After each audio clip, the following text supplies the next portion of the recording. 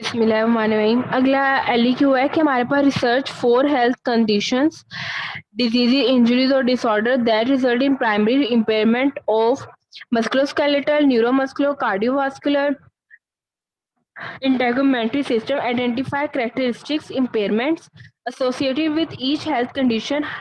Hypothesize what activity or functional limitations and participation restrictions are most likely to develop. ये जो है ना, इसके अंदर आपने लिखना है। मेरी बुक पे पेज नंबर 8 है, लेकिन बॉक्स 1.3 लिखा हुआ है। Common physical impairment manage with therapeutic exercise, musculoskeletal, neuromuscular, cardiovascular, pulmonary और इंटेगुमेंट्री। अभी सिर्फ ऐसा करो कि आप ना पेज पेंसिल लेके ना सिर्फ आगे लिख लो कि इस क्वेश्चन के अंदर लिखना कितना कुछ है। बाद में बुक के अंदर से ना आप उसके ऊपर निशान लगा लेना। इसके अंदर अब उसने एक तो ये हो गया ना, साथ में उसने कहा है, मेरा ना पेज उड़ गया।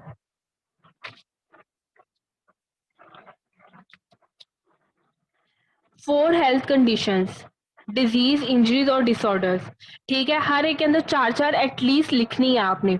फिर उसके बाद कहा है उसने identify characteristic impairment, sign and symptoms associated with each health condition, hypothesize what activity. अब यहाँ पे मैंने वो बताया था ना आपको कि थोड़ा क्या हुआ।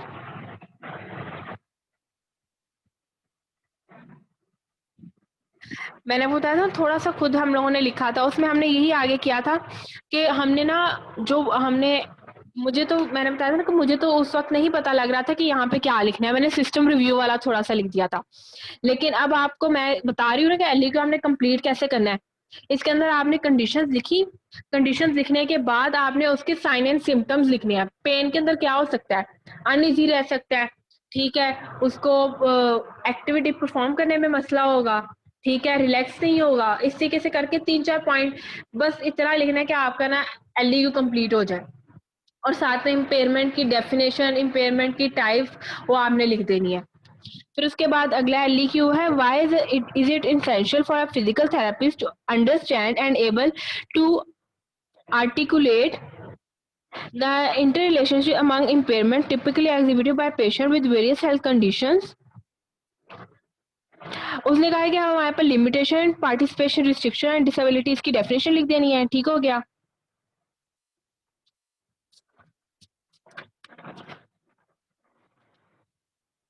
और फिर उसके बाद हमारे पास सबसे इम्पोर्टेंट, बहुत बहुत इम्पोर्टेंट, एविडेंस बेस्ड प्रैक्टिस। इसका सारा लिखना है। ये आपने एविडेंस बेस्ड प्रैक्टिस लिखा और उसके बाद पेशेंट मॉडल वो लिख देना है, पेशेंट मैनेजमेंट मॉडल। आपका क्वेश्चन कंप्लीट हो जाएगा। अगला क्वेश्चन है, यूजिंग योर नहीं, last month you sprained your ankle.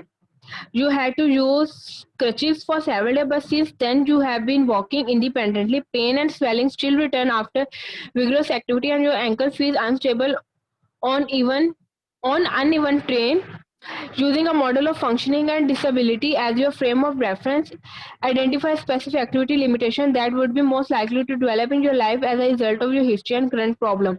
Motor learning वाला ये सारा लिखना है आपके इसके अंदर ना। फिर उसके बाद using your current knowledge of examination procedure, develop a list of specific test and measure your.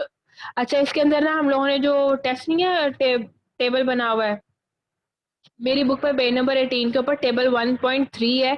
उसमें सीवीएस, इंटेगोमेट्रिस, मस्कुलोस्केलेटल में कौन कौन से टेस्ट होते हैं। सीवीएस में होता है हमारे पास हार्ट रेट होता है, रिदम चेक करनी होती है, रेस्पिरेटरी रेट चेक करना होता है, ब्लड प्रेशर चेक करना होता है। इंटेगोमेट्री में क्या चेक करना होता है, skin temperature, colour, texture, integrity, scars check करनी होती है। एमएसके में क्या होता है, height, weight, symmetry, gross, ROM और स्ट्रेंथ, ये सारी चीजें चेक करनी थी। वो टेस्ट पूछ रहा है कि वो लिखो। अगला क्वेश्चन है, you have been asked to make recommendation for the adoption of one or more new measurement instrument to be used of your facility for data collection analysis of patient-centered functional outcomes. Review the literature on MSK assessment and identify or summarize key features of 5 instruments that measure activity limitations associated with MSK or the extremity, neck or trunk. In addition identify और summarise की, ये हमारे पास ना उसके अंदर ही नहीं है, हमारे सिलेबस का क्वेश्चन ही नहीं है। आगे जो है हमारे पास 7.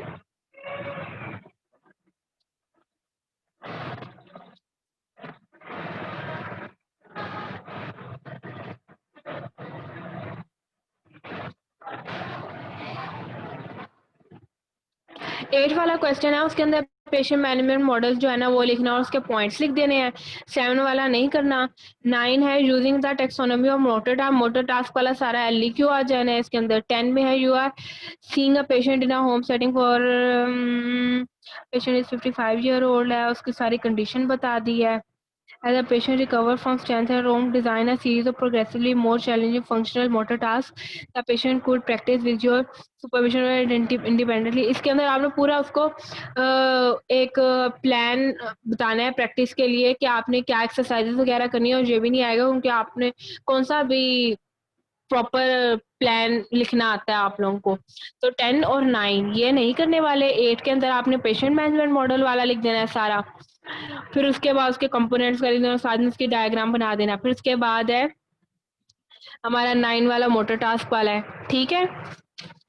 अब हम लोगों ने कल करेंगे इंशाल्लाह चैप्टर 3 रेंज ऑफ मोशन। मेरा था कि आज ही हम कर लेंगे क्योंकि इसके अंदर सिर्फ 3 पेज हैं, लेकिन यह है कि हम आहिस्ता आहिस्ता ही करते हैं, इतनी भी क्या भागम भाग करने की जरूरत है। अच्छा, और है अब पैथो की बात। पैथो की ना मेरे पास बुक नहीं है क्योंकि मेरी बुक है एक जूनियर के पास, ठीक है। तो मैं ना अपनी क्लास फेलो से को कहा है कि वो मुझे ना वॉइस नोट सेंड कर दे सारे ना, क्योंकि उसके पास उसकी बुक पड़ी हुई है और हमने पढ़ा सेम ही है ए टू जी ना। तो इंशाल्लाह आप लोगों को ना आज ऑडियोज उसकी सेंड हो जाएंगी। शाम तक होती हैं, दोपहर में होती हैं, उसका मैं नहीं कह सकती, लेकिन इंशाल्लाह आज हो जाएंगी, ठीक है। बाकी अगर कोई क्वेश्चन वगैरह ना तो पूछ लो। हाँ, क्वेश्चन नंबर 6। एक मिनट।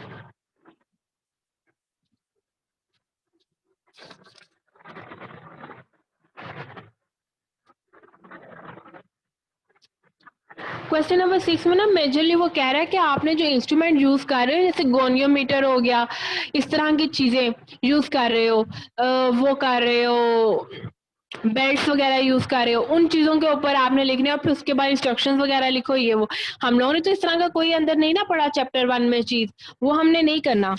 6 भी नहीं करना, 7 भी नहीं करना और 10 भी नहीं करना। ठीक हो गया।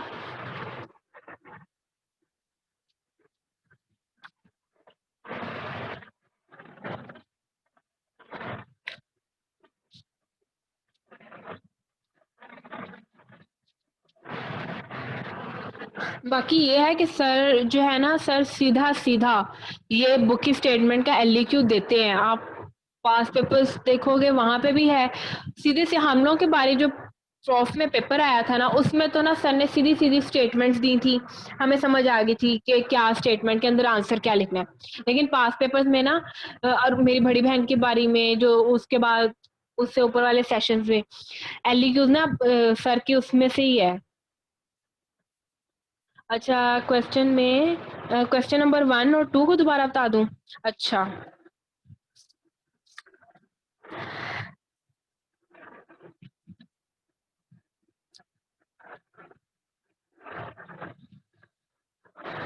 क्वेश्चन नंबर 1 के अंदर ना मेरा बुक का है पेज नंबर 17।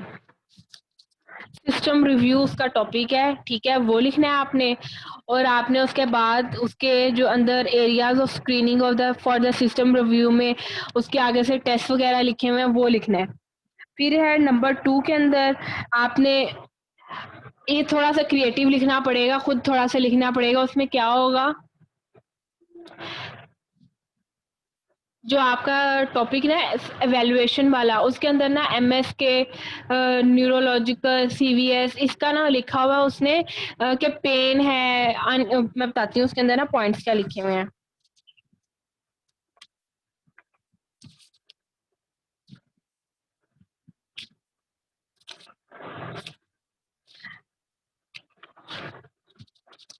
पेन, एमएसके का लिखा हुआ है pain, muscle weakness, decrease muscle muscular endurance, ये वो।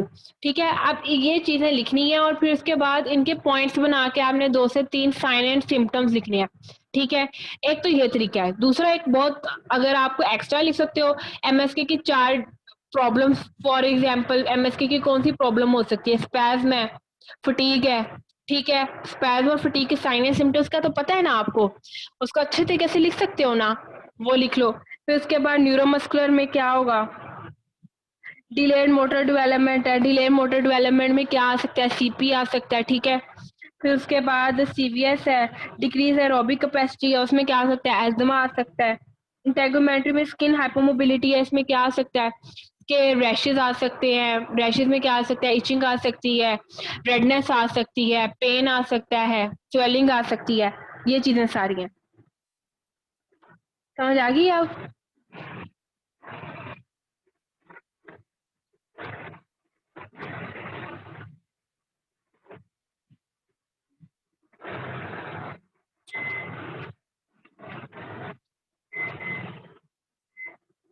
बाकी जो पीछे सारा पढ़ाया वो सारी समझ आई है ना? और अगर कोई पीछे से कोई चीज ऐसी है जो आपको पास पेपर में नजर आती है और मैंने नहीं करवाई हुई, तो मुझे जरूर बता देना, ताकि मैं उसको पढ़ के आप लोगों को बता दूं कि उसके अंदर क्या है। क्योंकि हो सकता है कि मैंने वैल्यू क्यों स्किप किया हो, चॉइस पे छोड़ा हो, तो आप लोगों को तो नहीं ना, आप लोगों को तो पूरा करवाने वाली बात है ना। आप लोगों ने कौन सा अभी चॉइस पे कोई चीज छोड़नी है?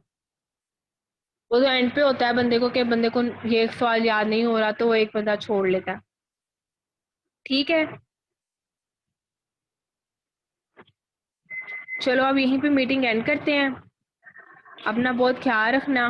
ठीक है, खुदा हाफिज।